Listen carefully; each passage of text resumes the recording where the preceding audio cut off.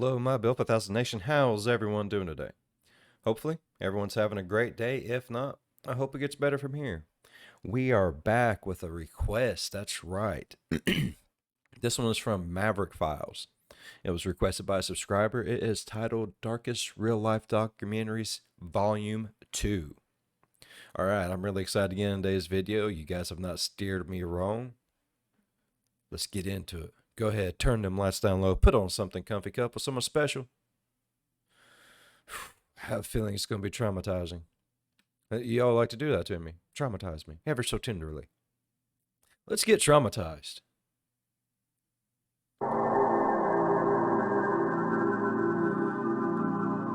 This video contains topics that are troubling to listen to. Viewer discretion is advised. Awesome, we're off to an amazing start. It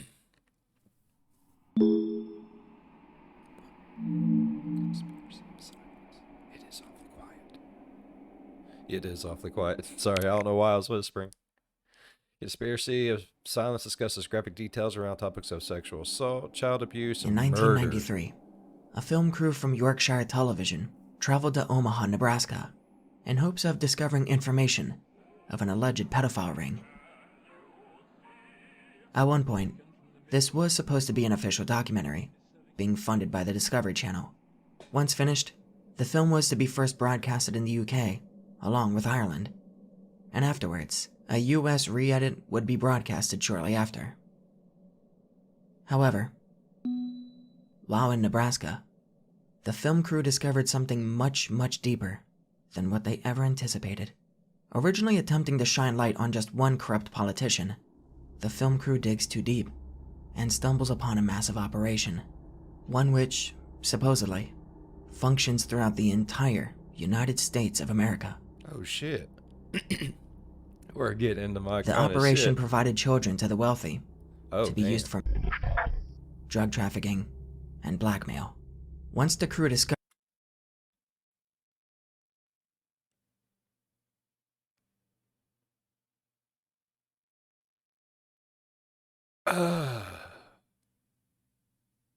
Yeah, we're getting traumatized. Hell yeah. the layers of what was happening, the Discovery Channel all of a sudden withdrew support for the documentary and reimbursed Yorkshire, cutting all ties with the film crew. Lastly, over in the UK, moments before airing, an unknown congressman would apparently catch wind of what was happening and threaten the TV cable industry with restrictive legislation, only if this documentary was aired. Afterwards, and almost immediately, the rights to the documentary were purchased by a mysterious unknown person, or perhaps a group of people, who then had ordered all copies and had each one destroyed. However, to much of everyone's surprise, a final hidden copy of this documentary was furnished anonymously. Fucking love that shit.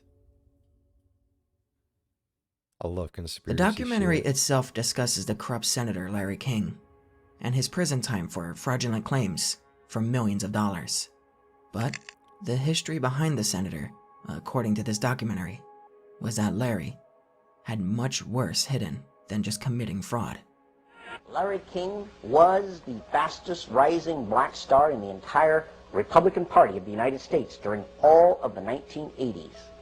And he was also one of the most evil individuals in this country in terms of being a dealer of children, in terms of being a thief, 40 million that they documented he stole, and in terms of using and compromising and corrupting one after another politicians.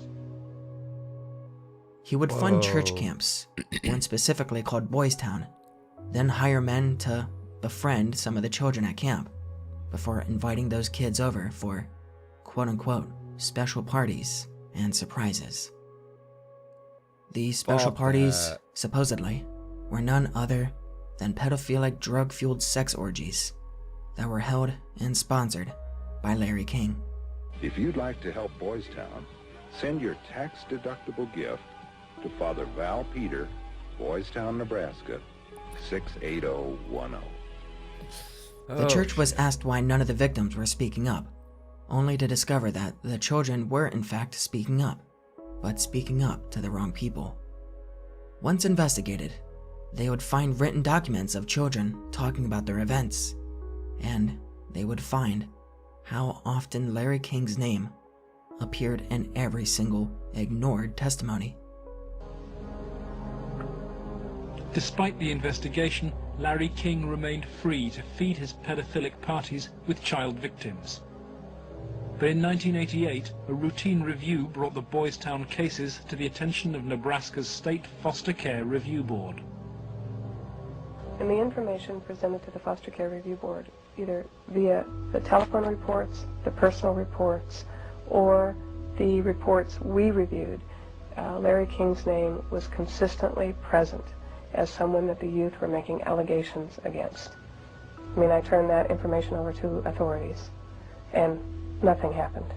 Because he's I would too say we handed powerful, over bro. at least a foot high. He's fucking like up there, bro. He's got some power behind him. You're not just gonna be able to call in the police and expect them to do shit. They're in his pocket, or they're in someone's pocket that he owns. You know what I mean? Amount of material. Generally speaking, the allegations were ignored. When it came to light of Larry's fraudulent schemes, he was investigated by the IRS and the FBI, to which any and all proof of King's sex rings disappeared. Yep. As Larry's trial was about to begin, Ain't that some bullshit?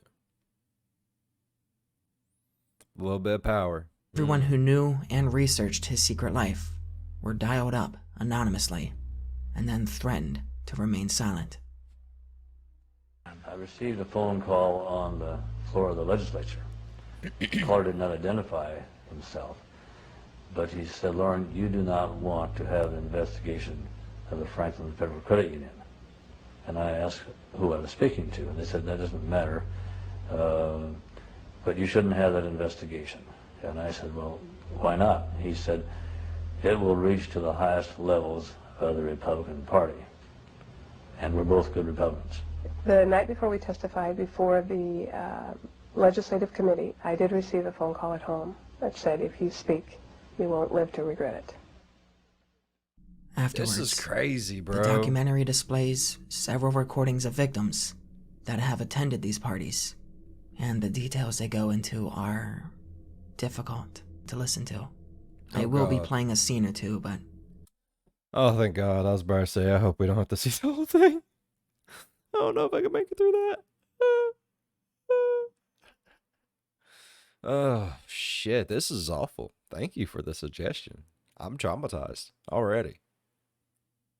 the scenes I'm not displaying are because they are far too grotesque to display. Thank you for that. Thank you so much for that. The kids he liked were mainly around the age of probably about 8 and 13.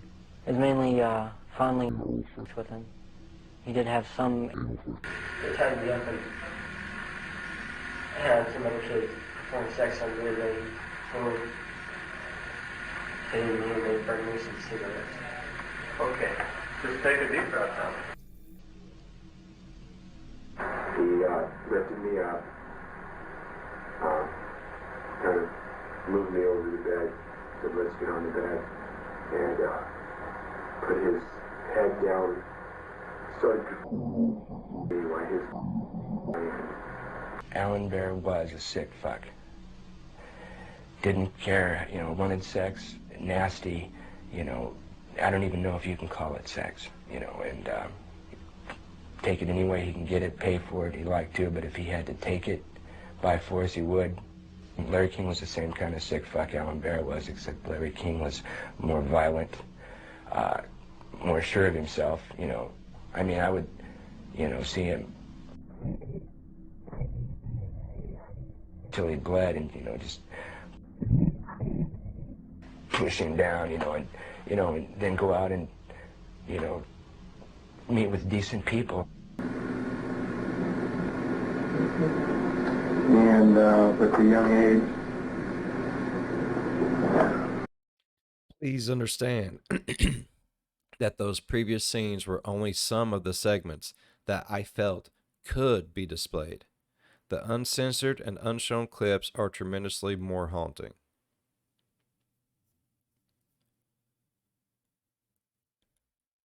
This is quite fucking haunting in itself.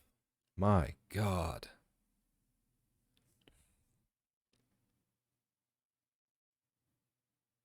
Let's go off camera for a minute.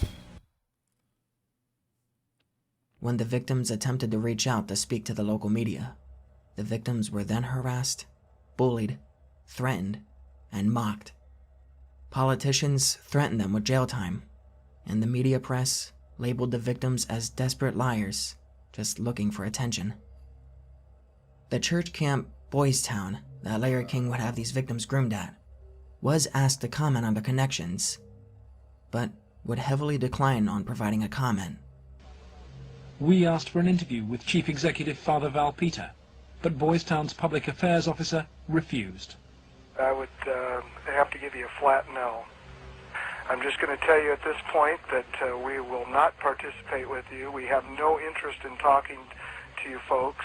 It's something that we don't even care to delve into. However, the film crew would actually go on to arrive at the Boys Town Center, confront the father who they spoke with earlier, but of course, this only panned out to them being kicked out and simply being told that Boys Town was never connected to Larry King, despite all of the evidence and testimonies that said otherwise. Please step outside. Why is it that Boys Town is unwilling to discuss your relationship with Larry King? We don't have a relationship with Larry. I'm afraid papers that we possess show that Boys Town had a relationship with Larry King. I just suggest you be very careful about what you report. Excuse me? Unless you leave. The documentary. I suggest you be very careful about what you report. Oh, brah. Nah.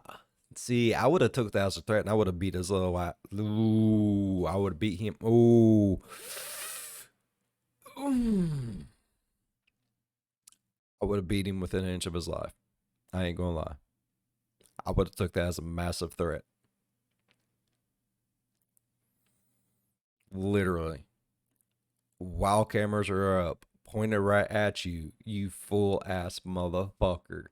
You're gonna sit there and blatantly threaten me. I'd be careful what you report. Like, I know it probably doesn't seem like a lot, but in this instance, in this situation, that is a fucking threat. And I would have beat the shit out of him. Remains disturbing, with the camera. Unsettling, and emotionally devastating the entire time. And unlike others that I've watched, the making behind the documentary has a history just as unsettling as the film itself. And there are many things that I've skipped over, simply because I feel this video would become too long. There are conspiracies of murders to silence journalists. And I do appreciate that. Sometimes too much crazy is too much. Oh my God, this is hard to get through. Conspiracies of murdering a victim's family members to keep them quiet. Evidence suddenly vanishing right after a quote-unquote accident. There is evidence of the FBI forcing victims to manipulate each other. This would actually go on to cause one of the victims, Alicia Owen, to be arrested. At the time of the documentary, she was sentenced to serve jail for 25 years. Even with all of the evidence to get her out, strings are somehow being pulled to keep everyone at bay, letting the innocent rot while the monsters roam free. This documentary is a lot to take in, and I heavily recommend you to be cautious when viewing it. To this day, Conspiracy of Silence remains quote-unquote unaired. I don't know if I'd ever want to actually sit down and watch that. I'd have to seek help. Better help. See, I could do paid promotions so well on this channel. One day, people. One day. We just need more subscribers. We need to get out there more.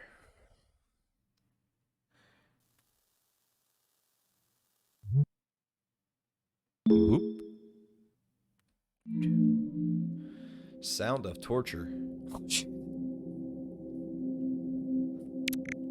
Sound of silence, the sound of torture. The sound of torture discusses graphic details around torture, sexual assault, child abuse, and gore. We have gore in this one, people.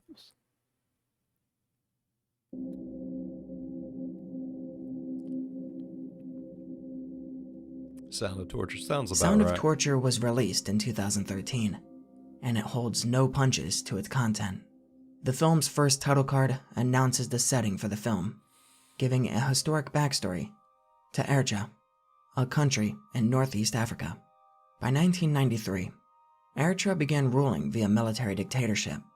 The livelihood in Eritrea is horrific on a good day, and any citizens that attempt to escape are shot to death at the border. It is not unknown of these consequences, as there is a shoot-to-kill policy in place. Despite this, though, the living conditions are much worse, causing over 300,000 citizens to have fled between 2001 to 2013. With the context being provided, the screen fades to black, and we are given a slight taste for what's in store for us. Man, I need to brush up on my geography. I've never even heard of this place, bro. Did everyone run away from it and then it just stopped existing? There's a lot of places I ain't heard of. I ain't even gonna lie. I don't go places. I watch Mr. Ball. I know what happens when you go places, people. Bad things. The documentary ends by stating, around 4,000 people are known to have died in the Sinai Desert, and countless others I've heard of the Sinai Desert, though. Have disappeared. Those who are still alive are not safe either. In Israel, they are categorized as infiltrators with no legal status whatsoever. Maron Estefanos continues lobbying international institutions, yet no solutions for Eritrean refugees has been formulated. Meanwhile, the torture camps continue to operate unimpeded. Sound of Torture gives a face to those unheard of, and it demands their voices to be listened to without censoring. Their stories must be heard. No exceptions allowed. Oh, God. So we didn't actually have to hear it?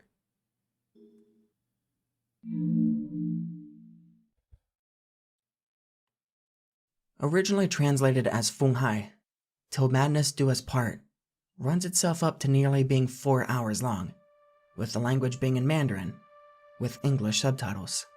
Early into researching the film, I noticed that a lot of websites' summaries of Til Madness Do Us Part were rather vague and empty, as if they themselves couldn't find the words to describe it. 50 men live for 12 months in a madhouse, they passing their days in a single plane and having little contact with the medical team. Every one of the inmates is not there for mental health problems, but for killing someone for committing a crime against public officials. Within the gates of an isolated mental institution in southwest China's Yunnan province, patients are confined to one single floor of a building. Once locked in, with little contact from the outside world, anything goes. Kind of like an Arkham City situation? I'm Batman. It sounded like a standard prison fear-mongering film to me, but this wasn't beyond scared straight, though. This was much, much different. No music, no narration, no story. Just real life. The documentary begins with several bunkmates beginning to wake up, and within seconds, the environment of the entire film is established. Dread-filled sobs, crazed laughter, empty singing, and void stares are all we're introduced to. While I won't pinpoint every single prisoner's name in the film, I must mention that one prisoner in particular is simply titled as Unknown. Do not confuse that with it being a nickname that he gave himself. The prisoner is a mute. His entire history was wiped, simply because no one in the Institute knows who he is. Therefore, he is simply unknown. Meds are given, complaints are made. Like he just showed up one day and was like, I'm home. And then, we cut to an inmate washing another's feet. It becomes a bit more clear as to why this documentary is nearly 4 hours long, as this scene alone lasts several minutes, for whatever reason. Possibly, it's to be seen as a religious symbol, or it could very well be an intimacy reason. There is very, very little context to the scenes, and no narrations at all to provide information. It can quickly become frustrating. The cameraman follows this particular man, watching as he talks nonsense among himself, bothers sleeping prisoners, screams out to the hospital staff, and demands to go home. Eventually his name is given, and we learn that he's only been here for 5 months, a period of time that is minuscule compared to other inmates. For whatever reason, we end up focusing a lot on him, and there is even a semi-entertaining bit where he just books it.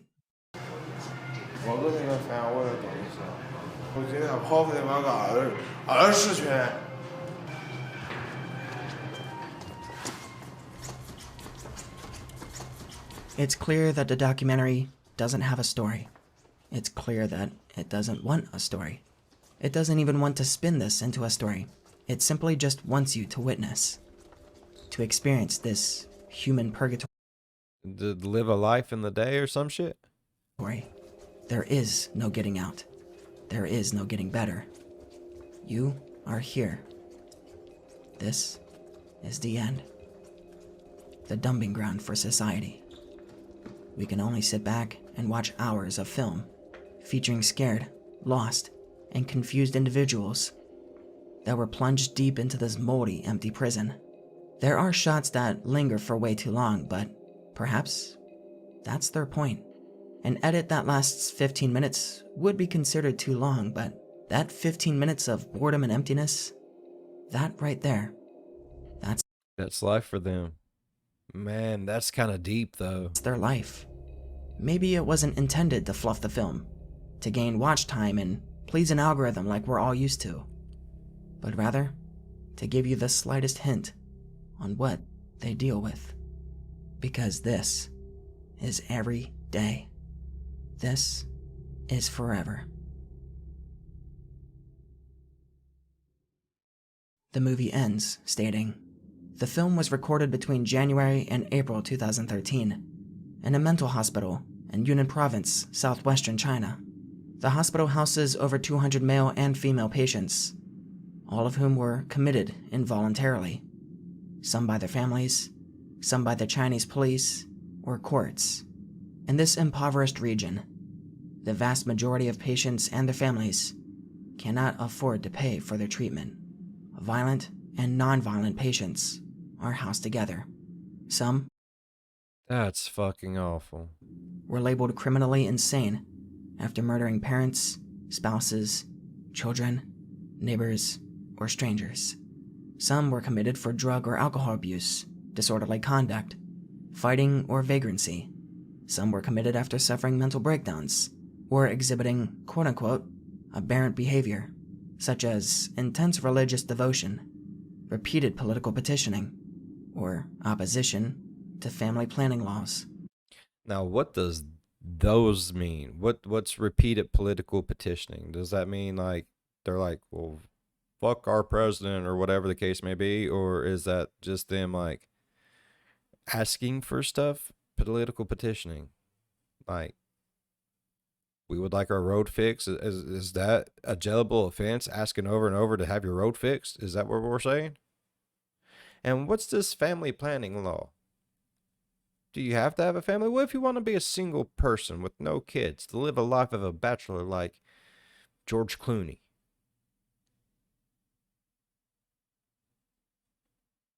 Others were committed simply for being developmentally disabled. Adrift? Now that one I did know. We had watched that in a few other videos and that's awful that mental disabilities have such a stigma over there that it's something that you can just be thrown away for, basically. It's awful. Were abandoned, unable to communicate or to provide for themselves. The hospital rolls list 2 patients, 1 female, 1 male, both named unknown. I entered this with the expectation of assault, abuse, neglect, gore, and debauchery. And instead, I finished this movie feeling void and ashamed. I could see that. Number 4. Children Underground. Is this some Pennywise shit, bruh? Children Underground displays raw footage of children abusing inhalants along with discussing child abuse / neglect.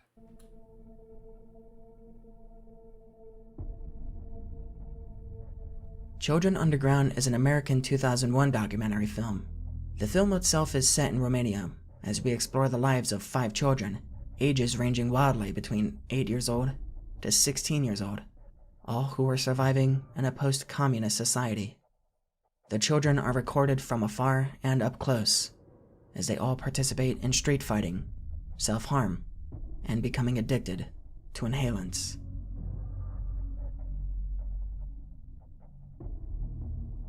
The film starts off with the fact that, at the time of the collapse, Is that shit where you shit in a bag and then huff it?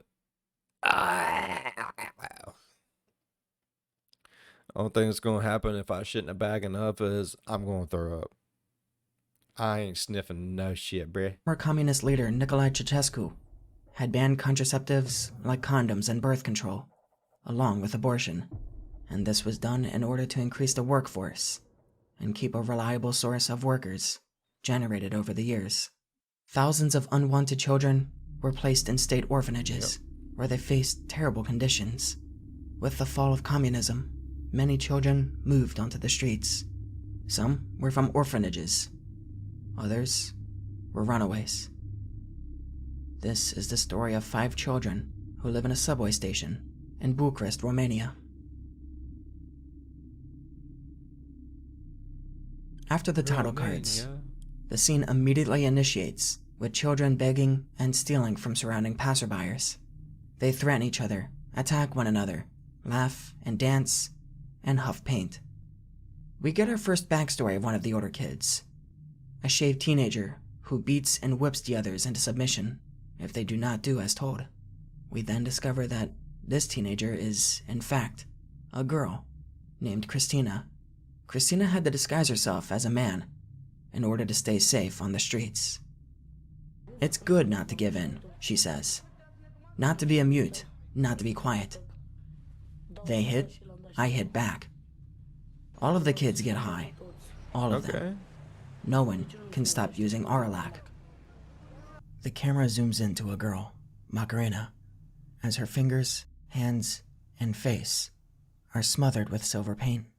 She picks up the bag and inhales deeply. Once she finishes, she looks emptily towards the camera, and her eyes are glassy and bloodshot. Macarena is only 14 years old. She trades a bottle of paint for some baked fish, and the kids that she trades with dance and cheer, as when they're on the streets, huffing paint is their leisure time. Each one of them is independently asked why they're on the streets, and after many interviews, the unfortunate response from almost all of them is,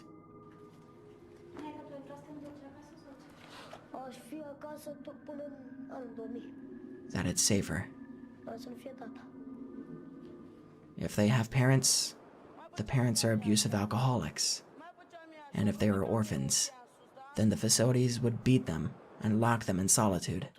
Therefore, being homeless is the safest answer for a child in post-communist Romania. Unfortunately, the majority of the documentary consists of kids attacking each other, of kids getting high, and begging for money.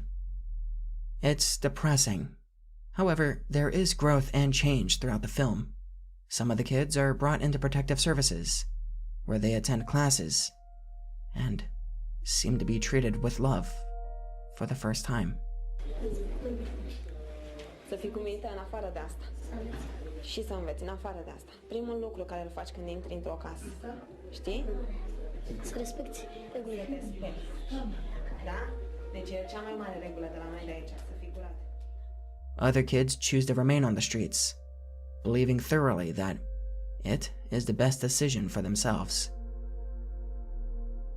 Despite this being a long, emotionally draining movie, it's the only one on this list that even attempts to sprinkle in high notes, instead of taking the stereotypical pessimistic route that we've seen before, where there is no hope whatsoever. This documentary attempts to show that there is potential for light at the end of the tunnel. Although rather bleak, it glimmers regardless. Man, when it comes to kids, there should always be hope. Man, I really enjoyed that video. Thank you so much for the suggestion. That was great. I have the chills. Like, that was a damn good video. Thank you. Thank you so much. All right. Like I said, I really enjoyed the video. If y'all really enjoyed the video as much as I did, please go down there and hit that thumbs up. While you're down there, go on over, hit that subscribe button. Become part of the Bill 5000 Nation. We do some crazy shit here, bro. As you can see. If you want to know when that crazy shit comes out, ding that bell. It might work. It might not. But if it does, you'll know when my premieres happen. You can jump in on the chat with us. I love talking to my peoples. As always, be good to one another. I'll see you in the next one. Bye-bye. I know exactly what would help those kids out and put them on the straight and narrow. Visiting my store and getting them some Bill 5000 merch.